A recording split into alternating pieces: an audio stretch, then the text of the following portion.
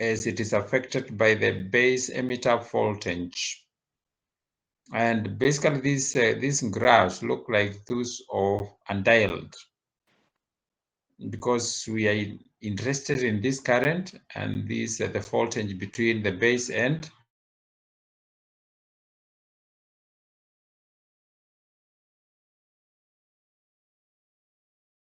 what we call output characteristic curves.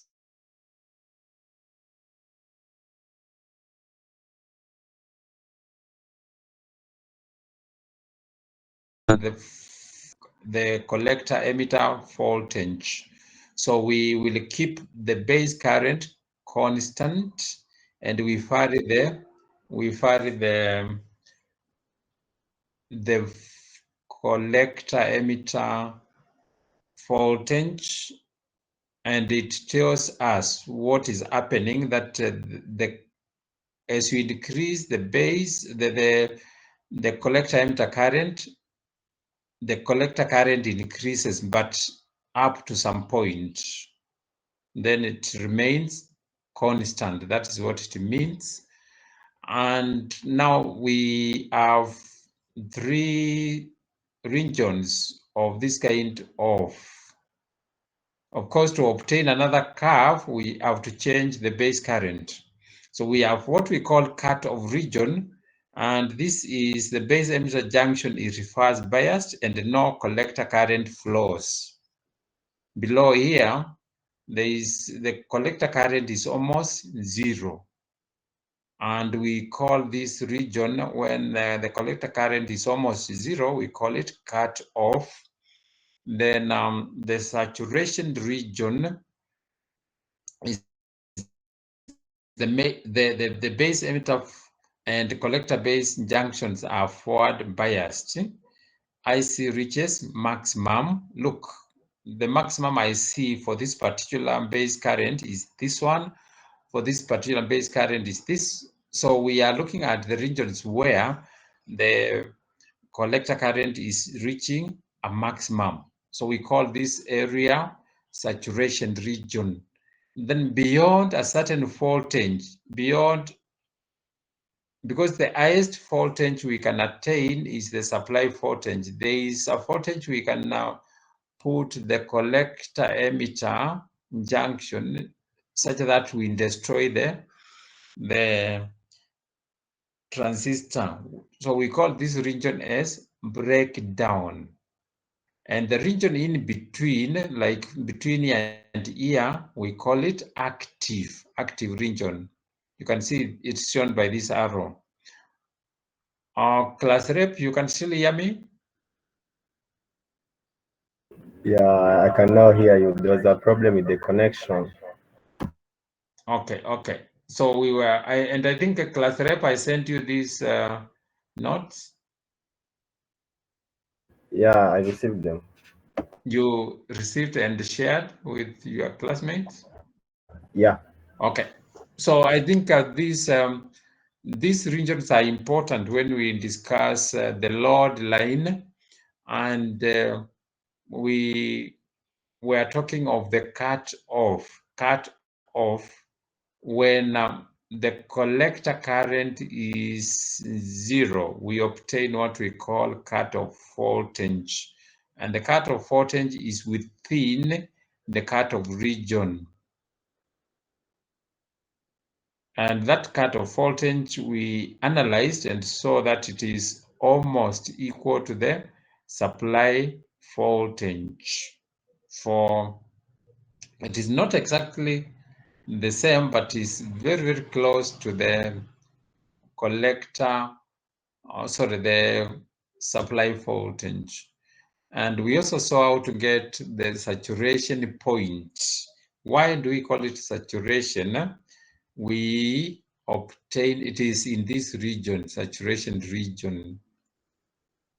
And we have this equation 8.1, which we showed that the collector current is obtained. We got this equation and we see this one is a constant. So it's like our intercept. in the equation y equals to mx plus c. Now our slope is 1 over r. So we can, if we know the slope, we can get the collector resistance, because the slope equals to 1 over r. We can get this constant, which helps us to see this. So when the collector current is 0, this is equal to this. We saw this cancelling out, giving us VCC equals to VCE. And I think that is what is represented here in equation 8.3. 8.2 tells us the saturation current, which we obtain by making the VCE equals to 0.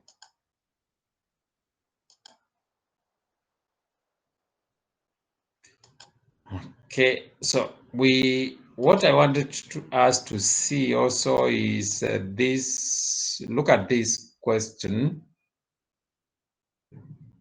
We can read from here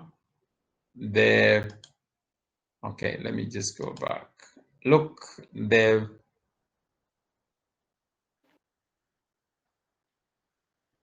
collector saturation current, we can read.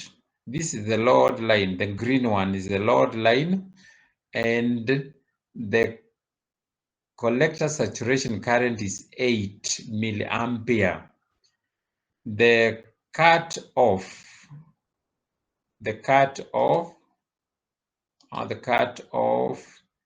VCE is 4. So we can even ask from that, what is the supply voltage? If I know the VCE cut off, I also know the supply voltage.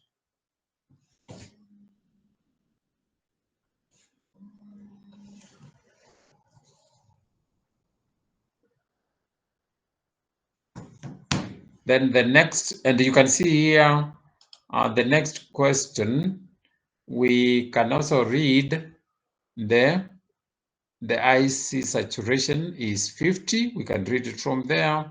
The VCE off is 10. We can read it from there. So that's how we use. Now, this load line is normally used when we are designing a certain circuit. So it is not just for fun we draw this line. We use it like when we are designing amplifiers. It is quite useful in that aspect.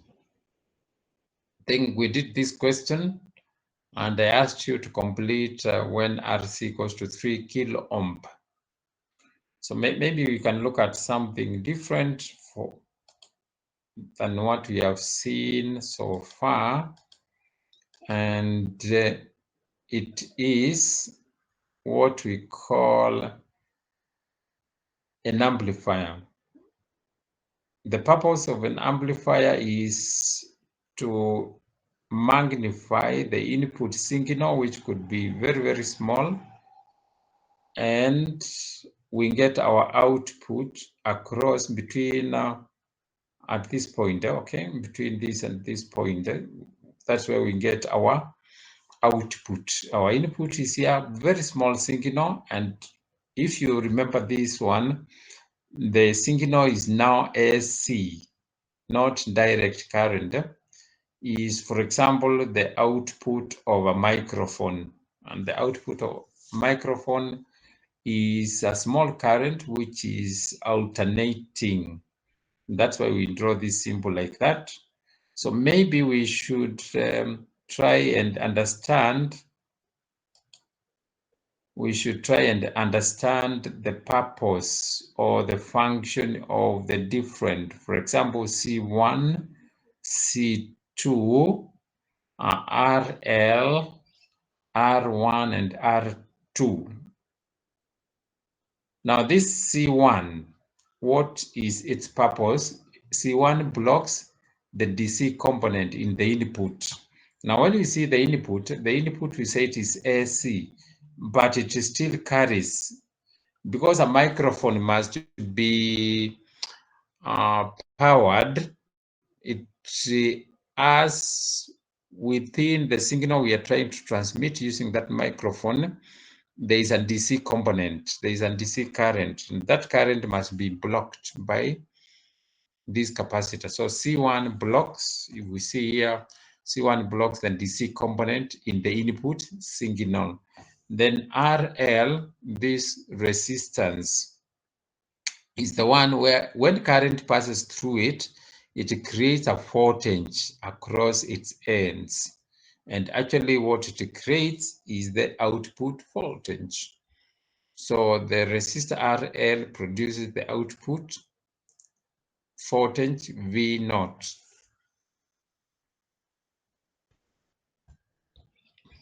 What about C2? There's another capacitor here.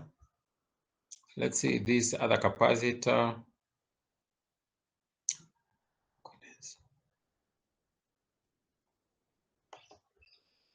C2, where is it here? C2, what's the purpose of this? Now, amplifiers are constructed in stages. So when you have an amplifier having only one transistor, we call it single stage amplifier. If you connect another amplifier to this point so that the output of the first stage is the input of the next stage with a similar transistor, then we call that one as a two-stage amplifier. So C2 is for coupling one stage to the other. Coupling is joining.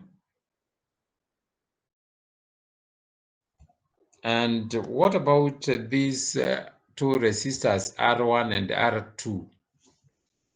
R1 and R2, let's look back in the circuit, R1 and R2. Remember we said this transistor must be correctly biased. So the resistance R1 and R2 creates what we call voltage divider for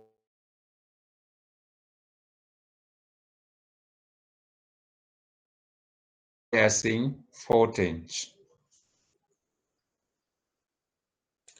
Do we understand? We understand what C1 is for, C2 what it is for, RL and R1, R2. We understand the function of each. And of course, there is also CE and RE. You can see what they are for from the notes which I sent to your class rep. Now let's see how this amplifier operates. How does the amplifier operate? I'm going to use this small this diagram here. Class rep, you can see the diagram I have? Yeah. Okay, this one. Now this is the small voltage which we want to amplify. And how do we amplify? We ensure that there is a base current, because we said if base current is 0, IC is also 0. So there is a small signal which is giving us the base current, and we want that small current allows a large current to flow through RC. So it's like this small base current opens the door for a large collector current to flow. So this signal, if you see here, the input signal, when it is maximum, the output signal is at minimum. When this one is at minimum, this is at maximum. So the input and output, we say they are 180 degrees out of phase. What does that mean? When this is maximum, this is minimum. When this is minimum, this is maximum. That's the meaning. So there is a signal inversion in this kind of an amplifier. Now, if I connect another stage here, I want you to think of what will be the output. Will it be inverted? Because this voltage phase difference, it tells us when input is positive, the output is negative. So what is the question being asked?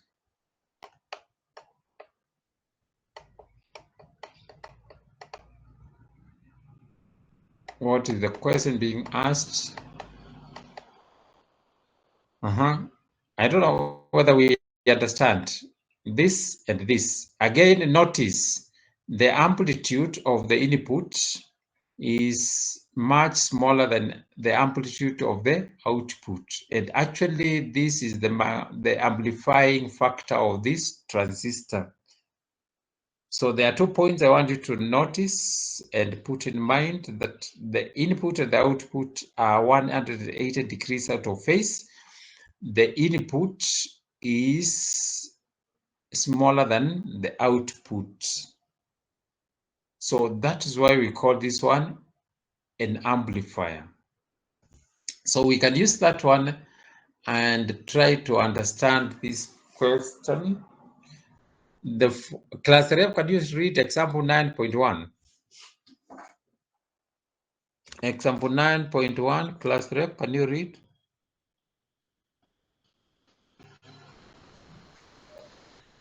The following figure shows a simple form of silicon NPN common emitter amplifier. When VCE is +1 to +9 volts, the collector current is about 100 times the base current, and the VBE is about 0.7 volts. R1 is 500 kilo ohms, RL is 3 kilo ohms, and VCC is still 9 volts. Okay. So we are given the value of RL is 3 kilo ohm, R1 is 500 kilo ohm. The base emitter voltage is 0.7. So that means the voltage appearing between the base and the emitter junction is 0.7. The supply voltage is 9 volts. Now, what are the questions being asked for this example? You can see them there. Class rep, can you read? Calculate the base current and the voltage in the circuit. Which voltage? It is mentioned here.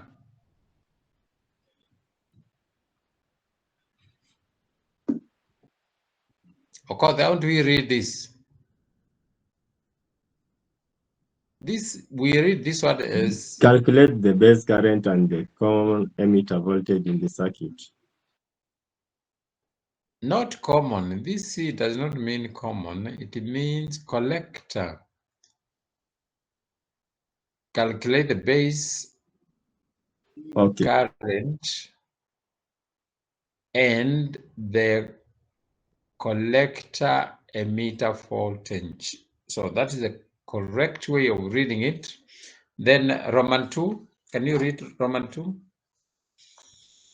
The voltage gain if the input base emitter.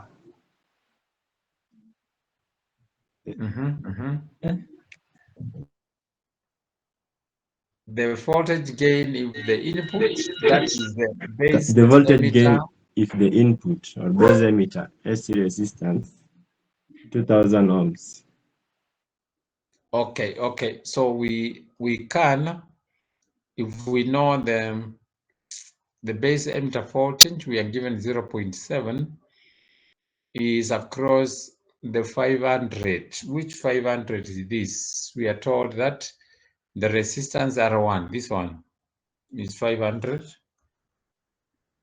So we say the base emitter voltage 0.7 volts. It creates a potential difference across the 500 kilo ohm.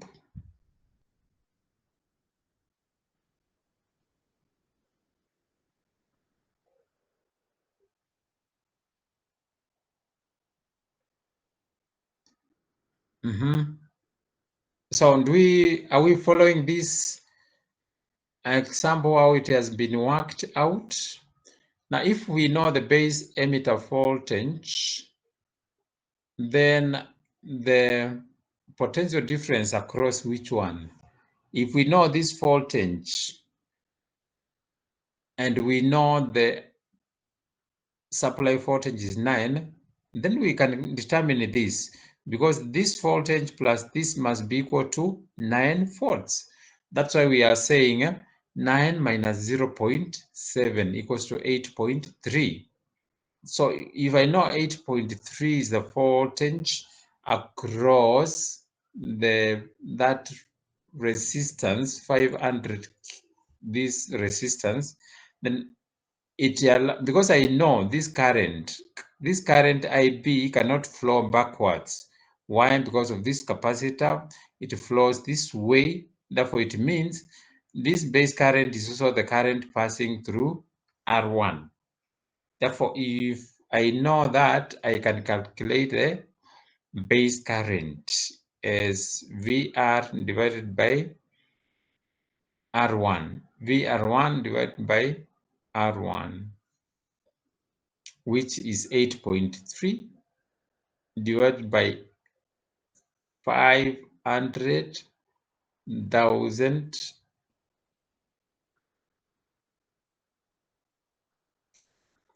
This is 5 raised times 10 raised to power 5.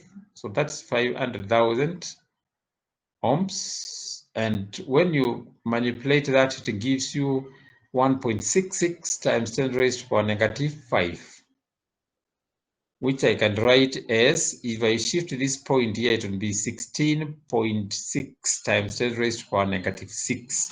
And therefore, I can write it as approximately equal to 17 microampere. And the other current, we have, okay, somebody asking a question? Okay, or somebody has put a comment on the chat. So we have been asked to get the base current and the VCE, that is the collector emitter voltage. We know how to get that voltage is, first we have to get the voltage across the load resistance. This resistance, we have to get the voltage across here. So if I know this voltage, if I know this, I can get this. If I know this, I can get this one. So we use what we know. We know the current passing through the collector is 1.66. Where did we get that? From here.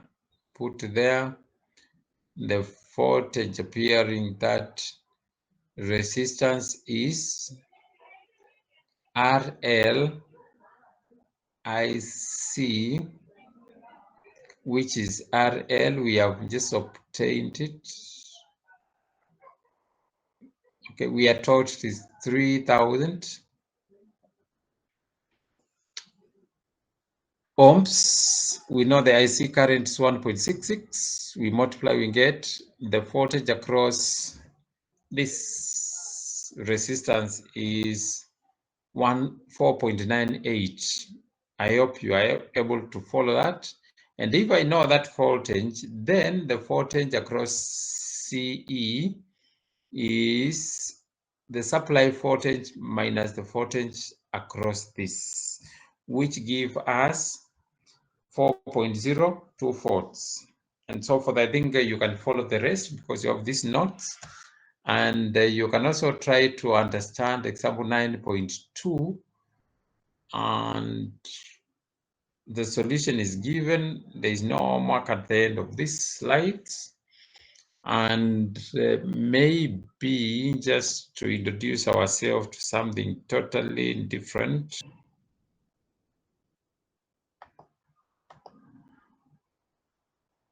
Okay, this one.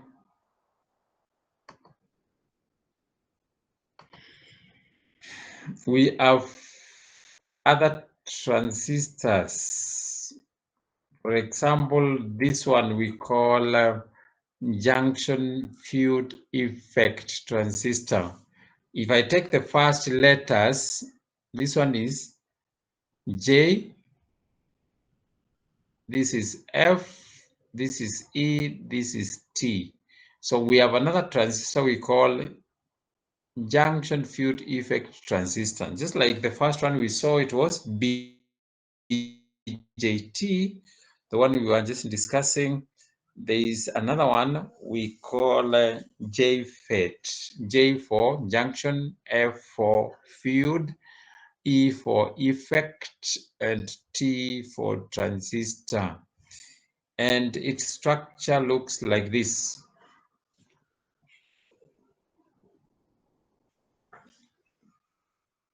Again, it has three terminals. It has a terminal we call source, another one we call drain, and a gate. So three terminals: drain, source, gate. Now this shown up here is the symbol. Now shown down here is the structure.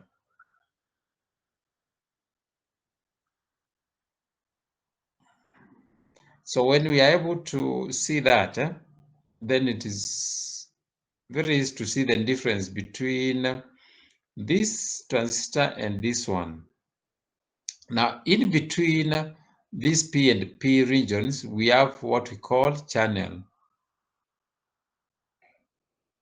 So if I play around with these voltages across this and this, we can change the size of the channel. So this type of a JFET with a channel which is negative, which is N, we call it N-channel JFET. This other JFET, we call it P-channel JFET. Why? Because the channel, it is electrons which will be passing through there. Here, what happens? This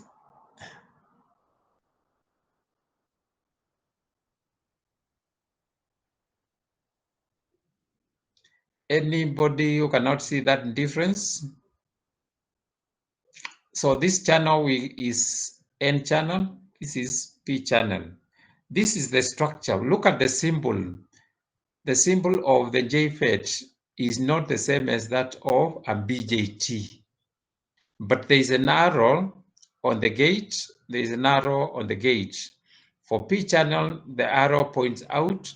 For N channel, the arrow points in. So I just wanted us to introduce ourselves to this JFET so that when we meet next in class, we will look at it, how it operates.